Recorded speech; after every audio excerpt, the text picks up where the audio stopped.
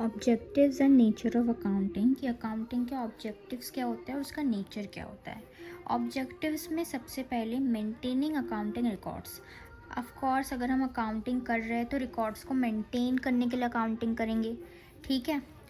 तो maintaining accounting records main objective तो यही होता है कि हम फाइनेंशियल ट्रांजैक्शन को रिकॉर्ड कर सके, इवेंट्स को रिकॉर्ड कर सके जो भी ऑर्गेनाइजेशन के अंदर हो रही है हमारी बुक्स ऑफ अकाउंट में, ठीक है। Maintaining the records in a systematic way, एक क्रोनोलॉजिकल वे या फिर सिस्टमैटिक वे में रिकॉर्ड्स को मेंटेन करना।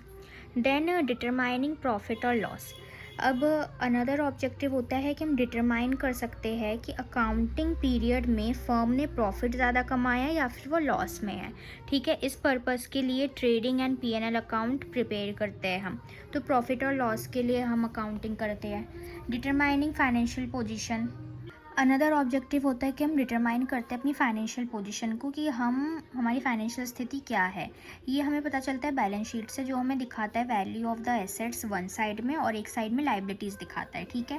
देन फैसिलिटेटिंग मैनेजमेंट, तो मैनेजमेंट को रिक्वायरमेंट होती है फाइनेंशियल इन्फॉर्मेशन की ताकि वो डिसीजन मेकिंग कर सके, इफेक्टिव कंट्रोलिंग रख सके और फोरकास्टिंग कर सके कि आगे के फ्यूचर के बारे में भी सोच सके। तो अकाउंटिंग प्रोवाइड करता है financial information to assist the management, कि हम मैनेजमेंट को मैनेज कर सके, कंट्रोल कर सके, ठीक है। Then providing accounting information to users, another objective होता है अकाउंटिंग का कि वो प्रोवाइड करे अकाउंटिंग इन्फॉर्मेशन यूजर्स को, बोथ एक्सटर्नल और इंटरनल में हमारा मैनेजमेंट ओनर्स और हमारे एम्प्लॉय आ जाते हैं तो उन्हें पता होना चाहिए। एक्सटर्नल में पोटेंशियल इन्वेस्टर, पोटेंशियल इन्वेस्टर वो होते हैं जो इन्वेस्ट करना चाहते हैं हमारी कंपनी में, तो उन्हें पता होना चाहिए। एंड गवर्नमेंट वगैरह को पता होना चाहिए। सारे एक्सटर्नल होते हैं, हेल्प करते हैं एनालाइज करने में डेटा को अकॉर्डिंग टू द रिक्वायरमेंट, जो भी उनकी रिक्वायरमेंट है वो अपने रिक्वायरमेंट के अनुसार डेटा को एनालाइज कर सके। Then protecting business assets, another objective होता है अकाउंटिंग का कि वो रिकॉर्ड्स रख सकते हैं एसेट का जो कि बिजनेस ओन करती है, ठीक है। ये रिकॉर्ड करता है एसेट्स को जो कि बिजनेस ओन करती है, जो कि मैनेजमेंट को मदद करता है कि वो अपने एसेट्स को प्रोटेक्ट कर सके। सो ये थे हमारे ऑब्जेक्टिव। सबसे पहले अकाउंटिंग रिकॉर्ड्स को सिस्टमैटिक वे में प्रॉफिट एंड लॉस ये करना, ट्रेडिंग एंड पीएनएल से फाइनेंशियल पोजीशन जानना कि आप लॉस में हो या फिर ज़्यादा अर्न कर रहे हो। फैसिलिटेटिंग मैनेजमेंट कि आप अच्छे से मैनेज कर सकते हो, कंट्रोल कर सकते हो। देन अकाउंटिंग इन्फॉर्मेशन यूजर्स को प्रोवाइड करना, internal external both, that business assets को प्रोटेक्ट करना। अब इसका नेचर होता है as a science as an art, ये हमने इको में भी पढ़ा था, इको में ही पढ़ा है, एमपीओबी में देखा है। तो अकाउंटिंग भी as a science as an art ही होती है, ठीक है। साइंस में systematic based body of knowledge based on principle and rules, cause and effect relationship. As an art application of law knowledge and skill, personal judgement and experience, presentation, interpretation. तो as a science systematic body of knowledge, of course accounting हम consider करते हैं as a science क्योंकि ये well organised body of knowledge होती है जो कि बहुत सारे प्रिंसिपल्स, कन्वेंशंस और स्टैंडर्ड्स फॉलो करके चलते हैं हम। प्रिंसिपल्स और रूल्स के ऊपर बेस्ड होती है, जैसे कि अदर साइंस की तरह अकाउंटिंग भी ऑपरेट करता है एस्टैब्लिश प्रिंसिपल्स पे, ठीक है, जो कि यूनिवर्सली एक्सेप्टेड होता है, या जैसे कि हमारा गैप हो गया। Example principles of consistency, prudence, accrual, ठीक है। Cause and effect relationship accounting record करता है, एनालाइज करता है बिजनेस ट्रांजैक्शन को ताकि वो शो कर सके रिलेशनशिप को between cause transaction and their effect की चेंज इन एसेट, यानी कि जो ट्रांजैक्शन हुआ उसकी वजह से क्या एसेट्स में चेंज है, क्या लायबिलिटीज कैपिटल में चेंज है। तो ये as an art application knowledge and skill, principles पता होने चाहिए लेकिन उसके बारे में नॉलेज होनी चाहिए और उसको अप्लाई करना आना चाहिए। तो अकाउंटिंग एक आर्ट भी होती है क्योंकि इसमें हम अप्लाई करते हैं अकाउंटिंग प्रिंसिपल्स को एंड टेक्निक्स को इन प्रैक्टिकल सिचुएशन ताकि हम रिकॉर्ड कर सके, क्लासीफाई कर सके, इंटरप्रेट कर सके डेटा को effectively. Personal judgement and experience, जो आर्ट होती है अकाउंटिंग की वो जजमेंट्स के ऊपर बेस्ड होती है, जैसे कि सेलेक्टिंग अप्रोप्रिएट डेप्रिसिएशन मेथड, जैसे कि एसएलएम लगाना है, डब्ल्यूडीवी लगाना है ताकि हम प्रेजेंट कर सके true and fair view of financial performance को। प्रेजेंटेशन एंड इंटरप्रिटेशन, जो आर्टिस्टिक एस्पेक्ट जो आता है वो इन्फॉर्मेशन को मीनिंगफुल वे में प्रेजेंट करना होता है, ठीक है, सो डैट स्टेक होल्डर या जो भी ओनर इन्वेस्टर वो डिसीजन बना सके।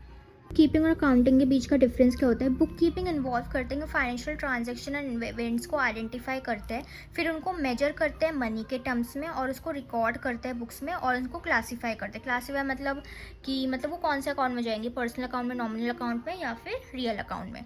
तो बुक कीपिंग का मतलब होता है कि आइडेंटिफाई करना फाइनेंशियल ट्रांजेक्शन को, मेजर करना मनी टर्म्स में, रिकॉर्ड करना, फिर क्लासीफाई करना। अकाउंटिंग होता है कि इन्वॉल्व सिस्टमैटिक प्रोसेस होता है, ठीक है।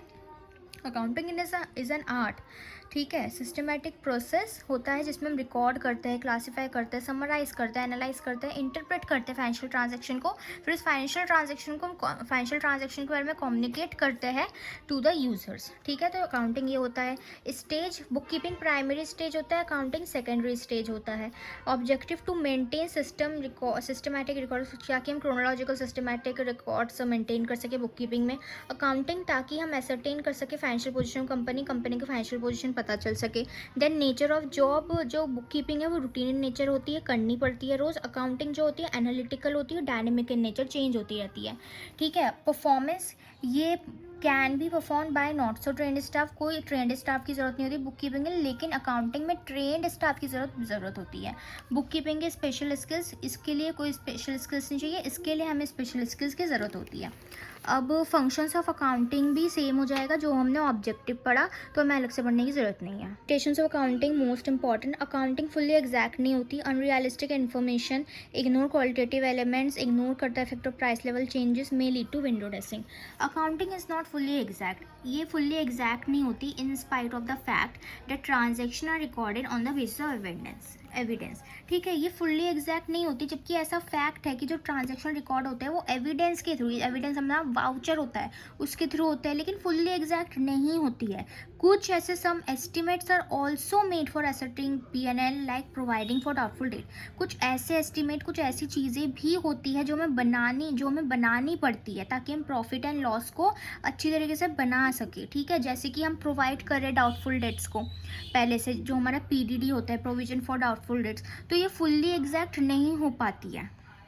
Then unrealistic information, assets are recorded in the books of account at historical cost. Unrealistic information होता है कि एसेट जो रिकॉर्ड किए जाते हैं बुक्स ऑफ अकाउंट में हिस्टोरिकल कॉस्ट में किए जाते हैं, यानी कि जितने में खरीद लिया तो उतने में ही होता है, उसकी आगे जाके क्या वैल्यू हो रही क्या नहीं उसको हम नहीं देखते हैं, फिर वो डेप्रिशिएट होता रहता है, ठीक है। एस्टिमेटेड यूजफुल लाइफ, ठीक है। एसेट्स रिकॉर्ड होता है हिस्टोरिकल कॉस्ट में और एज अ रिजल्ट जो करंट वैल्यूज होती है वो नहीं दिखाई जाती है, तो इसलिए अनरियलिस्टिक होता है। Ignore the qualitative elements, accounting सिर्फ मॉनिटरी टर्म्स को ही ये करता है, रिकॉर्ड करता है, तो क्वालिटेटिव एलिमेंट जैसे कि पब्लिक रिलेशन इग्नोर किए जाते हैं, क्वालिटी इग्नोर की जाती है, स्किल इग्नोर की जाती है। Ignore the effect of price level changes, accounting statements are prepare at historical cost पर प्रिपेयर की जाती है, ठीक है। तो मतलब जिस दाम पे था उसी दाम पे की जाती है, चेंज हो रही है जो हो रही है उसे हम नहीं देखते हैं।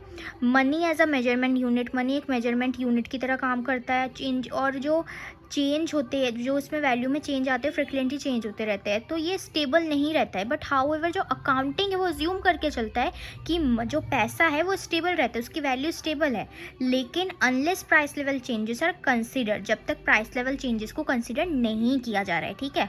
Accounting information will not show correct result, अगर हमने प्राइस लेवल चेंजेस को कंसिडर नहीं किया तो अकाउंटिंग इन्फॉर्मेशन सही तरीके से नहीं दिखाएगा रिजल्ट को।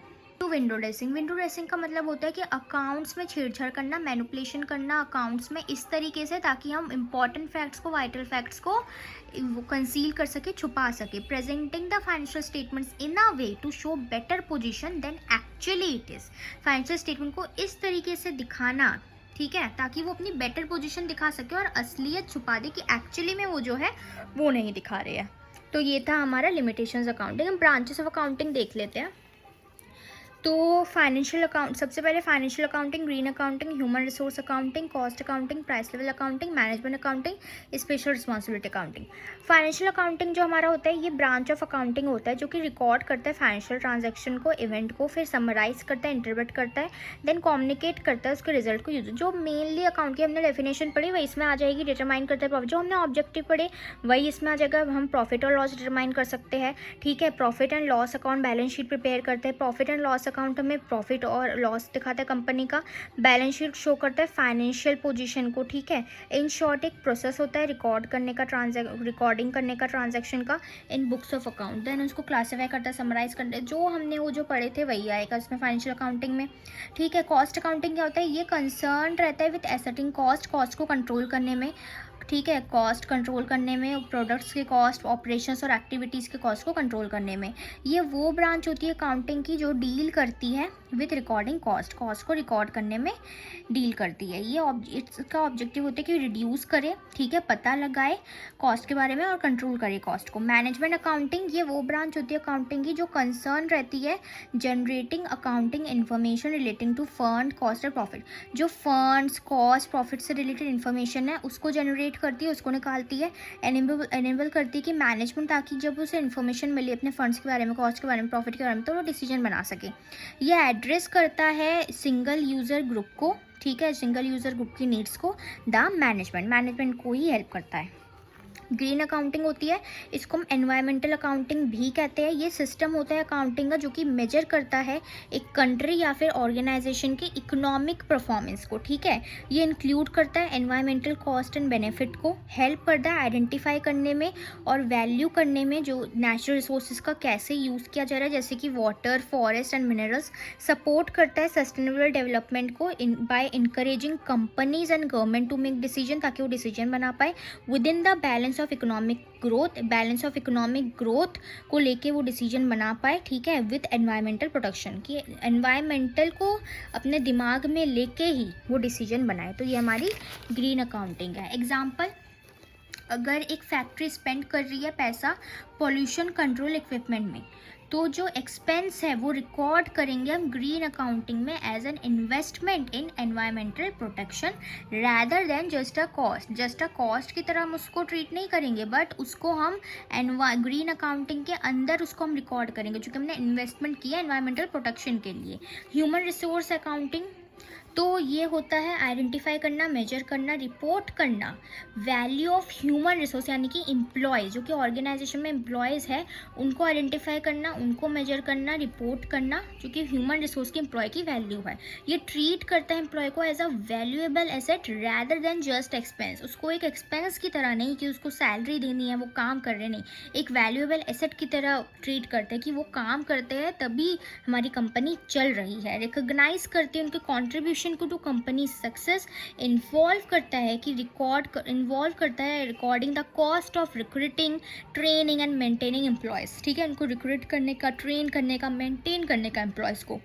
प्रोवाइड करता है information for effective management of human resource, ठीक है, हेल्प करता है बेटर डिसीजन मेकिंग में, जैसे कि प्रमोशन, ट्रांसफ़र। एग्जाम्पल, एक कंपनी अगर एक्सपेंड कर रही है 5 लाख रुपए ट्रेनिंग एम्प्लॉयज़ के ट्रेनिंग के लिए, तो ये अमाउंट कंसिडर किया जाएगा as a investment in human assets under human resource accounting. अब प्राइस लेवल अकाउंटिंग, इसको हम इन्फ्लेशन अकाउंटिंग भी कहते हैं। इन्फ्लेशन अकाउंटिंग ये मेथड होता है अकाउंटिंग का जो कि एडजस्ट करता है फाइनेंशियल स्टेटमेंट को to reflect changes in the general price level, ताकि वो रिफ्लेक्ट कर सके जनरल प्राइस लेवल को। अभी मैंने बताया कि लिमिटेशन होती है, इग्नोर करता है प्राइस लेवल चेंजेस को, तो उसके लिए भी एक प्राइस लेवल अकाउंटिंग भी बनाई गई है कि प्राइस लेवल चेंजेस को भी हमें कंसिडर करना है।